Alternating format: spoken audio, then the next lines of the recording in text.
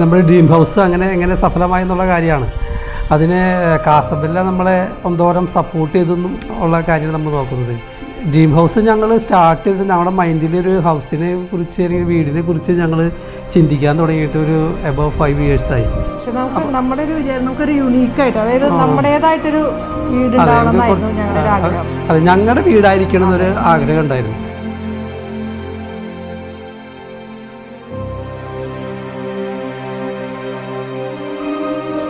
Living റൂമിൽ നമ്മൾ ഉദ്ദേശിച്ചത് എങ്ങനെയാണ്, കുറച്ചുകൂടി നേച്ചുറലായിട്ട് നമുക്ക് കുറച്ചുകൂടി നല്ല രീതിയിൽ നിൽക്കണം. അപ്പോൾ അതിലൊരു വാട്ടർ ബോഡി ഉണ്ടായിരിക്കണം.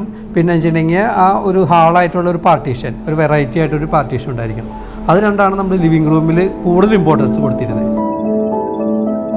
പിന്നെ കുറച്ചുകൂടി ഹൈറ്റ് കൂടുതലാണ്, ഡബിൾ ഹൈറ്റാണ്. അപ്പോൾ അതിൻ്റെ ഒരു ഡിസൈനും, അപ്പോൾ അതെല്ലാം നമുക്ക് ഉദ്ദേശിച്ചമാതിരി ഏകദേശം സെറ്റാക്കാൻ പറ്റിയിട്ടുണ്ട്.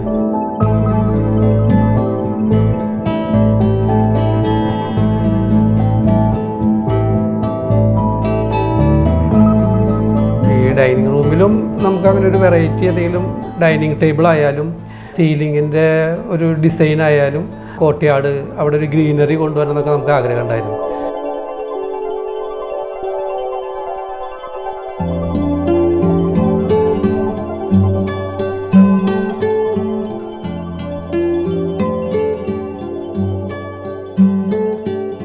ഇപ്പോൾ കിച്ചണെ കുറിച്ച് പറയുകയാണെങ്കിൽ എനിക്ക് നല്ല ക്ലീനായിട്ട് നീറ്റായിട്ട് കാണണം എന്നായിരുന്നു ഏറ്റവും ആഗ്രഹം. അധിക സാധനങ്ങളൊന്നും പുറത്ത് കാണരുത്, ഒക്കെ എല്ലാം ഇൻബിൽറ്റായിട്ട് ഉള്ളിലായിട്ട് കാണണം.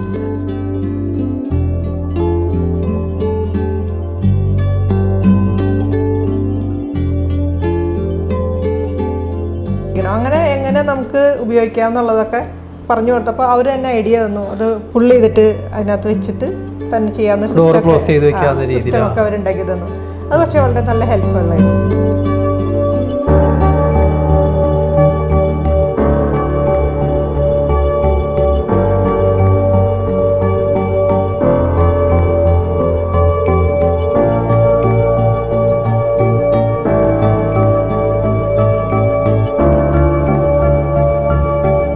മോളിൽ നമ്മൾ കയറി ചെല്ലുമ്പോൾ തന്നെ അവിടെ നമ്മൾ എന്ത് ചെയ്യണം എന്ന് ആലോചിച്ചപ്പോൾ ഒരു മോള് കുറച്ചുകൂടി വായിക്കുന്ന കൂട്ടത്തിലാണ്.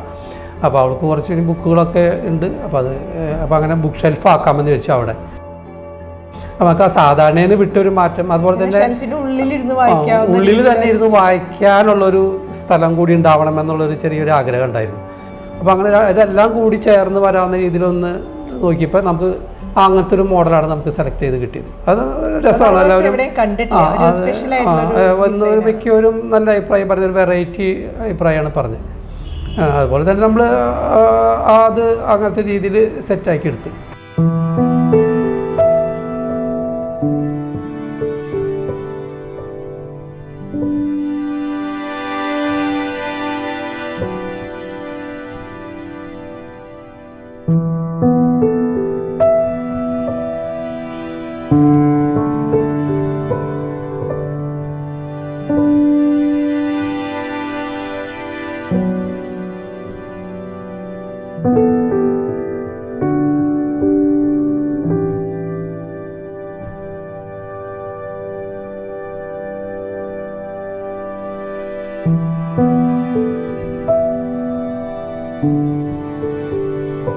ഞങ്ങളെ ഡ്രീം ഹൗസ് ഉണ്ടാക്കണേൽ വലിയൊരു പ്രാധാന്യം കാസബല്ലയ്ക്ക് അവരുടെ ടീമിനുണ്ട്. കാസബല്ല എന്ന് പറയുമ്പോൾ ഒരു ടീമാണല്ലോ. അപ്പോൾ അതിനൊരു അഡ്വാൻറ്റേജ് എന്ന് വെച്ചാൽ ഒരു 2-3 ആംഗിളിൽ നിന്നുള്ള വ്യൂ കിട്ടും. ഒരു കാര്യം നമ്മൾ പറയുമ്പോൾ ഫ്രണ്ട്ലി അപ്രോച്ചാണ് അവർ നമുക്ക് കിട്ടുന്നത്.